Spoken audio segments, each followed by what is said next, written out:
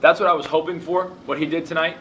But he was pretty good. He was pretty good. There were a couple things defensively that we'll watch film and we'll talk to him about. I just think the speed sometimes of the game is a little bit different than the speed of practice and the speed of workouts, and so he's just got to be a little bit more urgent. But I think we gave up that 1-3 late where him and C-Ron kind of had a miscommunication, and then the next possession down, he was really down in the stance and really urgent to make a good play. And I think one of the things that's good about Mike is that so far at least he seems that he's able to kind of make pretty good adjustments on the fly, and I think that's effective. And I think a couple of those layups he missed tonight, I think he'll start to finish those even more once again as he gets used to some of the game speed stuff and being in traffic and things like that. What impressed you most about his game today? His offense? I think his defending. I think his defending and his ability to battle. I think when you look at, we knew he was competitive and we knew that he plays hard and he's physical. But I think when you saw, anytime you saw a loose ball or anytime you saw a long rebound or a rebound, he was always in the middle of it. So I thought he did a great job there. I thought he did a great job screening. He got Karan Williams a couple wide open shots just on simple screening because he's solid and he's not afraid to be physical. So, all around I was impressed with him. I thought he did some really, really good things, and I think it's things that we can continue to build and grow with. I know you didn't have lives, but did you say, okay, I'm going to start? Okay. No, I didn't. In my mind, I was hoping to bring him off the bench, to be honest with you. I just think it's hard to start, when you haven't played in 1.5 or 1.67 years, whatever it is.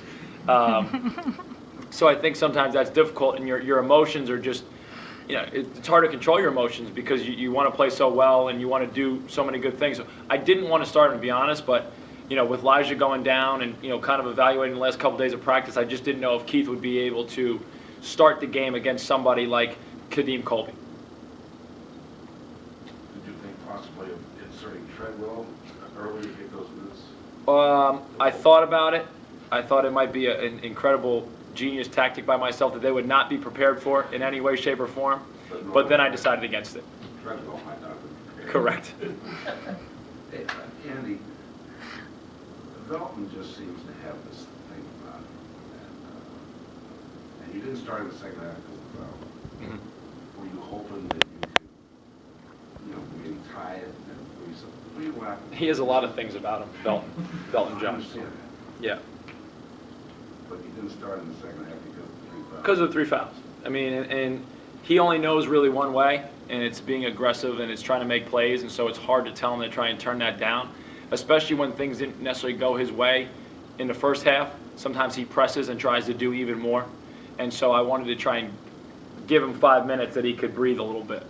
But one of the things about it is that almost like when he decides, okay, enough of this, he's going to will you guys to win a game. Yeah, and it's his will is part of what makes him great. It's also at other times what drives me insane. Because when he shot that little runner in the first half that I didn't think was a very good shot when we took him out, his will was really strong then as well. Was it? Yeah.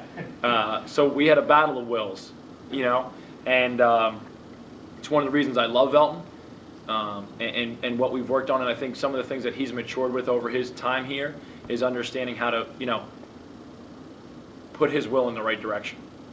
You know what I mean? And I think in the second half, you saw his will was completely for his team, completely for his teammates, trying to make everybody successful and trying to, just continue to push us and move us in the right direction.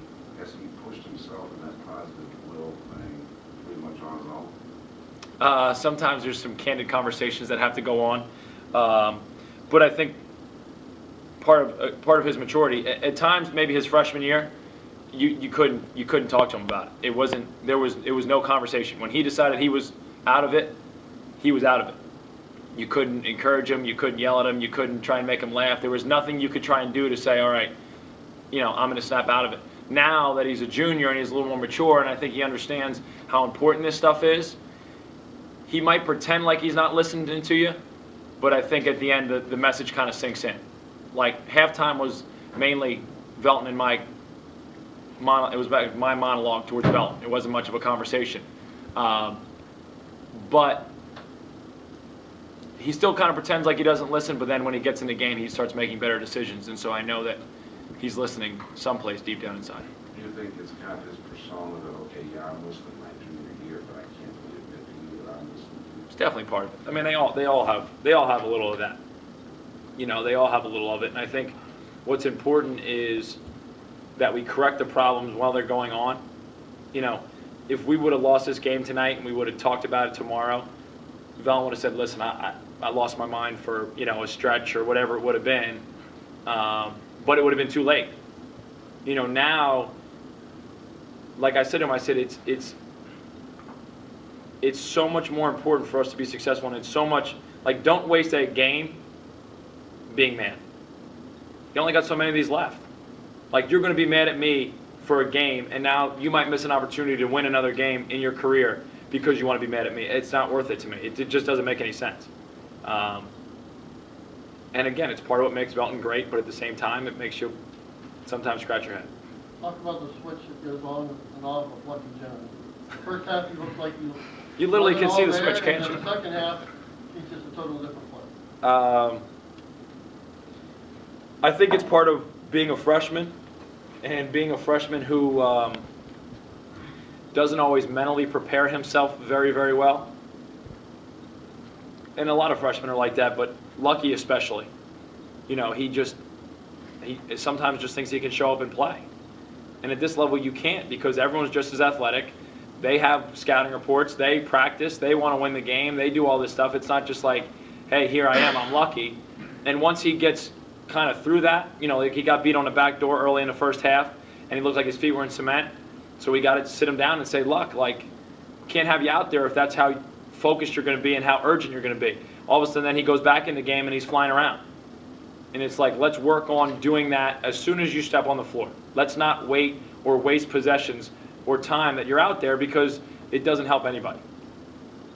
You think sometimes, I mean, he came from a team that was well-stocked with players, and whereas some high school players are maybe even starting as freshmen or sophomores or at least having big roles, he had to grow into that role as a senior, so maybe he's still getting used to finding himself in different roles and when to turn that switch on and when to be ready?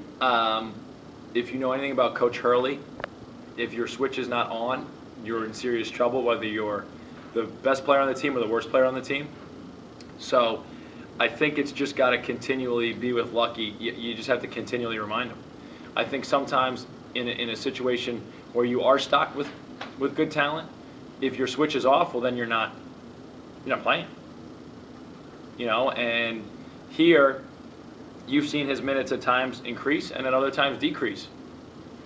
You know, if Elijah was playing and Herm was playing and we had 9 or 10 guys, you know, maybe he would play a little bit less, and maybe that would help him be more focused. But, you know, right now, especially with Lawrence going out with his nose, we needed him to kind of eat up some more minutes, and he was kind of able to get himself on the right track pretty quickly. You know, the Duquesne game and the Cleveland State game, he struggled in those games because he just never was able to kind of find a place where he was comfortable and he was ready to, you know, compete.